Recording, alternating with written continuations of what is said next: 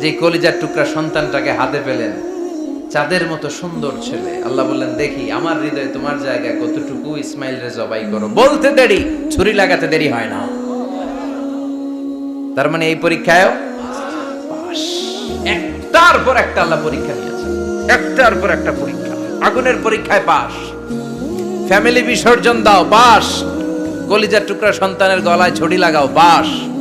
এবার আল্লাহ বললেন এরপর তোমার বড় দায়িত্ব দিব, তোমাকে হজের হজ প্রোগ্রামের এমডি বানাই দিলাম, ম্যানেজিং ডাইরেক্টর অফ হজ। সুবহানাল্লাহ কইবেন না? আল্লাহ বললেন ইব্রাহিম বিশাল বড় কাফেলা বানাও, হজের আঞ্জাম দাও। সাইয়েদনা ইব্রাহিম বললেন আল্লাহ দুদুমরু প্রান্তর, জনমানব শূন্য, মানুষ নাই, পাখি নাই, কেউ নাই, কিভাবে আমি হজের আঞ্জাম দেব?